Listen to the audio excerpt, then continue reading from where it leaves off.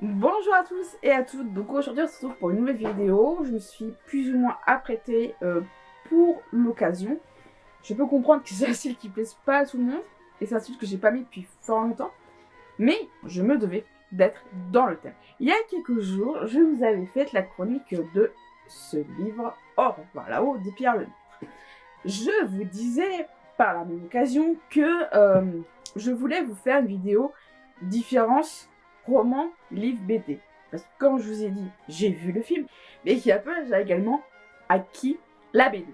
Et dans les trois cas, quand on adopte une œuvre en roman, en BD ou en film, oui, il y a des changements.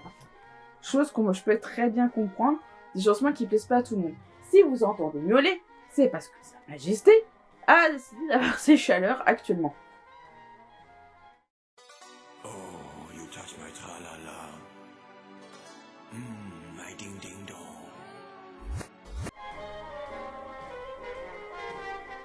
Je vais tout de suite vous faire le casting, ça va être très rapide avant de vraiment détailler.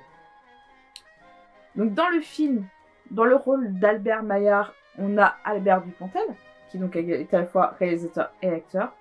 Dans le rôle d'Edouard Péricourt, notre fameuse gueule cassée préférée, on a Nahuel Pérez Biscayar, qui est très talentueux. Je l'ai vu dans deux autres films qui sont 120 battements par minute et Les Leçons Personnes, qui est sorti début 2022, donc le 19 janvier 2022, que j'ai vu, ça m'a pris aux tripes, je vais pas vous mentir. On a également Laurent Lafitte, qui incarne Pradel. Il y a le nom des acteurs derrière, je triche un petit peu, je suis désolée. Neil Aristrup, qui incarne Monsieur Péricourt. Émilie Dequesne, qui incarne Madeleine Péricourt. Et Mélanie Thierry, qui incarne Pauline, qui est donc la servante enfin la bonne chez Péricourt, on peut trouver ce terme-là. C'est même plus marqué derrière. Je n'ai plus l'actrice qui joue Louise. De toute façon, je pense qu'on va vous l'ajouter. Il va être rajouté en dessous là. Mais en tout cas, voici le casting qui était plutôt intéressant. Donc évidemment, avec, comme je disais, Albert Dupontel à la réalisation et Pierre Lemaitre, l'auteur qui a également participé au scénario. Je pense que c'est assez logique que l'auteur participe au scénario du film pour qu'il puisse continuer à avoir un minimum de cohérence. La BD, toujours sous la supervision de Pierre Lemaitre, avec au dessin Christian Metter. Alors là, c'est chez Rue de Sèvres. Et le film, c'était notamment chez Gaumont, je crois. Donc je vous disais qu'il y avait vraiment des différences notables entre la BD, le roman et le film. Et je voulais justement faire une vidéo de ces différences-là. Je tiens à préciser avant qu'il va y avoir du gros spoil pour une simple et bonne raison. C'est que pour vous parler des différences entre les trois, je suis obligée d'entrer dans les détails. C'est assez important de vraiment dissocier les trois, parce que le roman fait 600 pages, la BD 168, et le film un peu plus d'une heure et demie. 1h40 je crois de mémoire. Entre voilà, 1h40, 1h50. Et donc, pour la BD et le film, certains tas sont obligés d'être nextés. Donc soit vous acceptez de vous faire spoiler, tant mieux pour vous. Vous voulez pas vous faire trop spoiler, regardez au moins le film, ou la BD, ou le roman. Mais ne partez pas sans avoir un minimum de connaissances. Ce qui moi me dérangeait, c'est que par exemple pour le film, il y a des trucs ça n'a aucun sens. C'est des détails, mais on va y revenir assez rapidement. On va commencer avec une partie un peu particulière parce qu'on va démarrer un peu avec le début du roman. Dans ma chronique sur le roman, je parlais au début de l'ambiance vraiment 1920, 1919-1920, aussi bien dans la BD que dans le film. Cette ambiance-là est très bien retranscrite, d'ailleurs je tiens à préciser. Pour la BD, ça va beaucoup être les dessins, qui font vraiment ce style-là. Mais pareil pour le film, ça va beaucoup être les images, les costumes, etc. C'est vraiment un point qui est positif, parce que profitez-en, ça va peut-être pas durer. Au début du roman, après qu'Edouard a reçu l'éclat d'obus, il perd donc une partie de sa mâchoire et se retrouve à l'hôpital. Il hurle de douleur à un moment, chose qui n'a pas été gardée dans le film, mais dans la BD c'est gardé. Dans le film, je crois que c'est dû au fait qu'il a reçu la morphine très tôt. Je trouve que ce passage-là à l'hôpital, ça a été à la peine survolé. C'est comme je dis, je pense qu'il y a des trucs qui ont été pas mal enlevés pour rester au plus proche d'au moins 2 heures de film. ce que je peux comprendre qui n'est pas aussi simple. Mais, par exemple, il y a un moment, Albert, dans le film, Albert dit à Edward, j'ai transmis ta demande de transfert à l'unité, tu pars demain. Pourquoi c'est un gars comme Albert qui s'en charge? Pourquoi un simple soldat s'en charge? Normalement, il y a une personne qui gère ça, qui gère l'administration. Faut avoir le roman. Parce qu'en fait, et ça a été grave dans la BD, justement, il y a quelqu'un qui a mis des bâtons dans les roues pour pas que Edward se fasse transférer.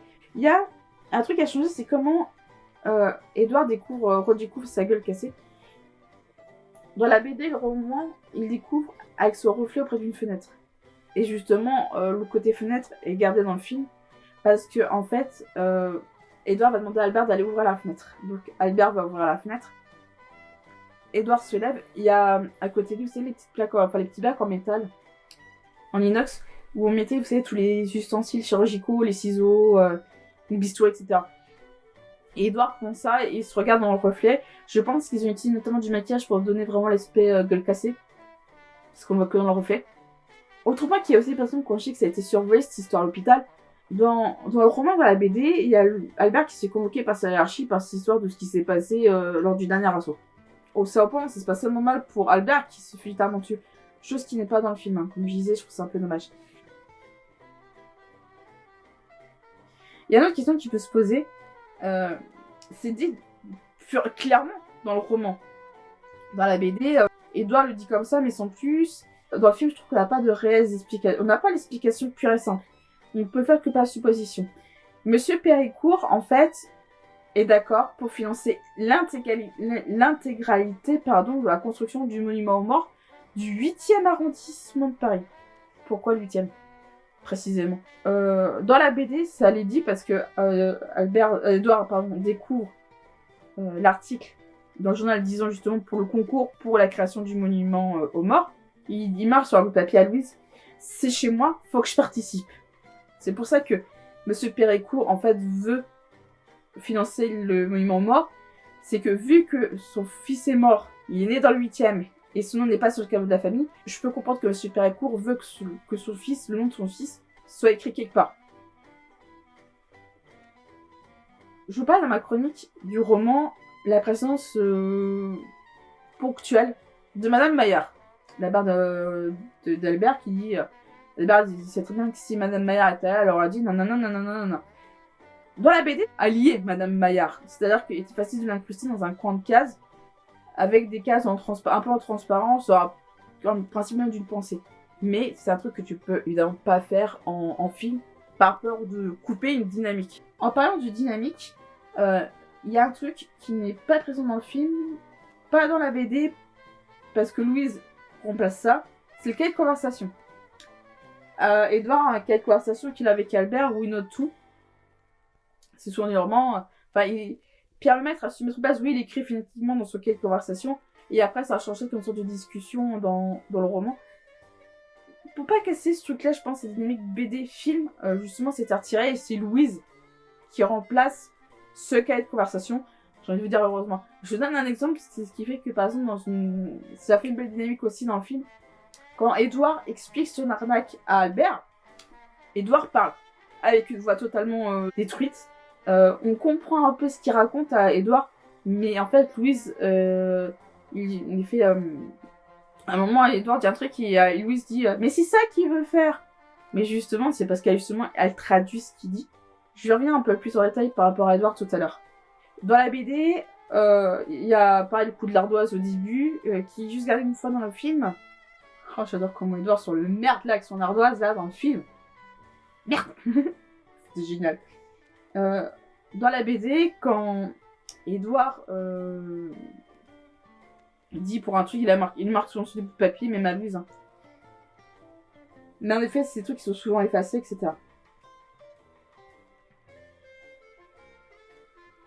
Qui dit Edward dit masque. Là, on attaque un gros morceau. Les masques, autant dans le roman, on peut se les imaginer parce que selon évidemment les écrits de l'auteur, les descriptions de l'auteur, dans la BD, il y a vraiment un choix de masques qui était assez intéressant, qui fait que par exemple, il y a un masque qui est en forme de tête de singe. Dans la BD, il y a beaucoup de masques qui ne recouvrent que la partie basse du visage d'Edouard, pardon, la partie cassée. Dans le film, la majorité des masques d'Edouard recouvrent la totalité du visage. Il y a un masque en particulier qui permet de très bien retranscrire l'humeur d'Edouard. C'est le masque de théâtre antique, je sais pas si je peux le formuler comme ça. C'est un masque qui, vous savez, quand il sourit et quand il bouge, très caractéristique. Et Albert en a fait un justement avec une pub, enfin avec un carton, je crois. Enfin, c'est basé sur un carton d'emballage. Et justement, au début, on le voit qu'il boude, et finalement, Albert lui dit « Je suis OK pour ton arnaque ». Et là, il met un sourire. Bon. Explique-moi un peu mieux ton histoire de monument. Tu vois ça comment?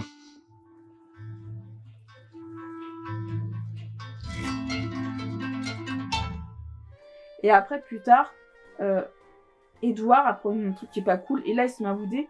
Et je trouve que ce masque, il est hyper intéressant parce que ça permet vraiment de sortir plus ou moins de l'état d'Edouard, mais ça reste limité. Justement, avec l'expression faciale, il y a... C'est un masque que j'aime moins. Il a fait un masque en représentant un visage de femme. Et donc, de la scène, il est obligé de sortir, et donc il est une femme et tout, Edouard. Et à un moment, il fait parfait. Alors, il fait parfait. Mais avec la voix cassée. Parfait. Ce parfait-là est parfait. Un autre masque que j'ai beaucoup aimé, c'est le lion. Alors, il y a un moment, faut comprendre une chose, c'est qu'il y a des gens, oui, qui balancent l'argent par la fenêtre. Edouard en fait un masque. Il demande s'il peut en prendre quelques-uns. Bien sûr, Edouard, c'est ton argent. Putain, Edouard, les billets. Putain, Edouard, des billets de 100 francs. Et le dernier, je l'appelle le pan colonial. En gros, il a une tenue qui est vraiment typique des colonies.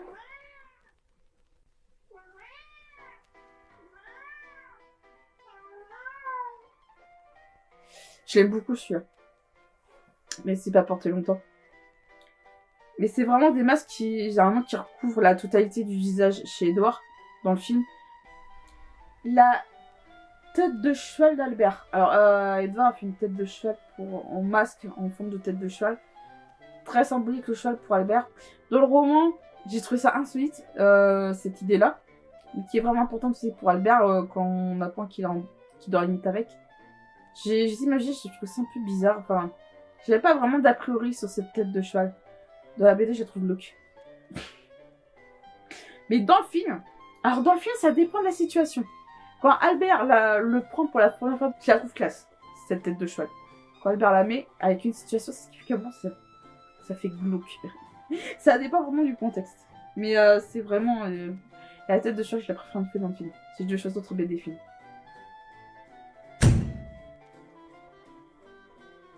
Moi, je suis du genre à avoir les trucs qui se voient clairement dit.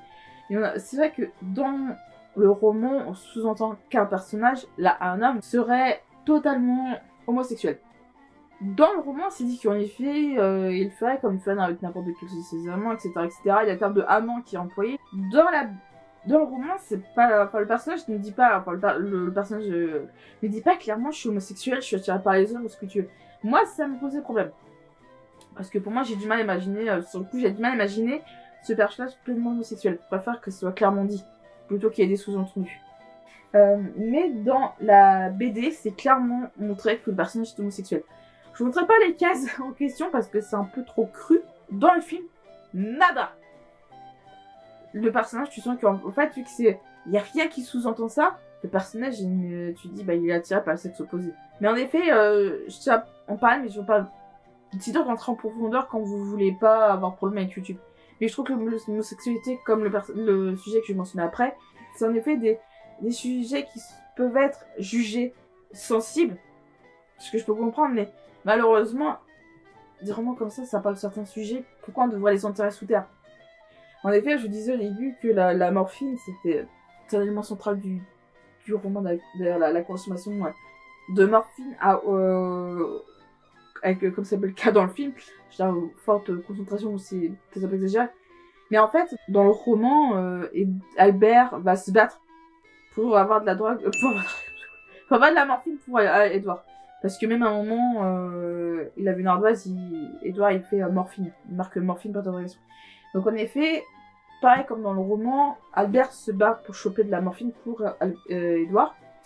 Ce n'est pas le cas dans la BD. Il lui dit clairement, il faudra te serrer la ceinture pour la morphine, c'est pas facile à trouver. Et vu que t'es censé être mort, tu peux pas toucher cette potion d'invalidité. Le fait que Albert se batte et qu'il y a eu des représailles vis-à-vis de lui par rapport à ses bagarres pour choper de la drogue, pour choper de la morphine pour Edward, je lui ai arrivé. Certes, au fil du temps de l'histoire, Edward se détache peu à peu de la morphine. Mais quand il consomme de la morphine, au bout d'un moment, c'est comme n'importe quelle substance, ça ne fonctionne plus. Enfin, ça ne produit plus les mêmes effets qu'au tout début. Et donc, tu passes un cran au-dessus. Dans la BD et le film, le fait que sur ce coup-là, Edward se drogue, littéralement, je dirais pas avec quelle substance, c'est clairement dit dans le roman qu'il en a consommé plus d'une fois de cette substance-là. Dans la BD, il y a juste un moment où Edward se retourne sur une table, où il voit une table avec une seringue sur la table. Il dit, c'est de la morphine, pour le coup. Mais non, quand t'es pas au courant, dans le film, on est carrément à la fin, et en fait, quand Louise rejoint Edward en haut de l'outil, et elle voit Edward qui est allongé dans un tour de transat, en fait. Et elle se rapproche, elle va la petite table, une bougie, une seringue, une bille, et un morceau de citron avec un truc à côté. Et elle voit Edward. Et en fait, c'est que, quand t'es pas au courant, c'est que ça faisait pas la première fois qu'il avait recours. On va revenir sur un sujet un peu plus joyeux, entre guillemets, c'est la fin en elle-même. La fin du film. Alors, la fin du film et de la BD, c'est totalement pas les mêmes que dans le roman. Dans le roman, un personnage sort d'un lieu public, tombe sur la route et se percute pas de bagnole. Je vous dis pas qui se fait écraser, je vous dis pas qui était au volant. Et il y a un autre personnage, on sait jusqu'à quel âge il meurt. Ah! Voilà, ces deux personnages-là en particulier. Il y en a un, dans les deux cas, il va se barrer. Et on a plus de détails pour les proches d'un de ces personnages. Dans la BD, pardon, le personnage qui meurt percuté par une bagnole, c'est qui, dans la BD, il tombe d'en haut d'un bâtiment. Et c'est quand même... Dans le film, le personnage saute uniquement d'un bâtiment. En gros, il se suicide. Pour le personnage qui meurt assez vieux, on apprend qu'il meurt assez vieux dans des conditions plutôt précaires, je tiens à préciser. Plus précaires qu'au début. On apprend vraiment tout le déroulé, tandis que dans la BD, c'est pas dit. Et dans le film, il meurt assez jeune pour le coup. Dans les trois cas, il y a personne qui va partir. On en apprend un peu plus sur les proches d'un des personnages, pas dans la BD, pas dans le film. Et pour un personnage, il y a un ça qui a peu changé dans le film. Donc en gros là, on a 3 versions de la fin. Voilà. En conclusion, je voulais vous montrer par tous ces points-là qu'on a 3 fois la même histoire, racontée de 3 manières différentes. Et en effet, comme je vous disais, il y a des trucs qui sont passés à la trappe, où il y a des choix qui ont été faits pour pas que le film dure 10 heures, pour pas que la BD fasse la taille d'un gros roman par exemple. Mais ça reste quand même la même histoire. Pour les films, ça dépend de la vision du réalisateur. Des fois, je trouve que c'est mieux qu'il y ait l'auteur qui intervient. Parce que je pense que c'est son œuvre, il faut pas que ça... Enfin, faut garder un peu les grandes lignes, mais en effet, il y a des choses qui sont pas forcément faits. Pareil pour la BD. Mais en effet, c'est libre interprétation de chacun. Pour le coup, quand vous lisez le roman, vous en faites votre propre idée. Vous visionnez les choses à votre manière, même si l'auteur décrit. Deux personnes ne font pas visionner les choses de la même manière. Mais justement, c'est ça que je voulais vous montrer avec ces vidéos, c'est ce côté qu'on a tous notre point de vue par rapport à une œuvre. L'auteur a sa vision du roman, toi tu vas lire le roman, tu vas pas avoir la même vision que l'auteur. Parce que tu vas interpréter l'histoire à ta façon. Mais moi, dans tous les cas, j'ai aimé découvrir le roman. J'ai aimé découvrir la BD. J'ai aimé découvrir le film. J'ai découvert 3 façons de voir l'histoire. 3 angles. Je sais pas si le format va vraiment vous intéresser ou si ça vous tente plus que ça. Moi, je voulais vous en parler parce que j'ai kiffé en voir là-haut, j'ai kiffé la BD, j'ai kiffé le film. Tout simplement. J'espère que cette vidéo vous a plu. N'hésitez pas à commenter cette vidéo-là ou à viens m'en parler davantage en privé ou autre. J'ai hâte de vous lire et d'avoir vos points de vue là-dessus. Et je vous dis donc à la prochaine.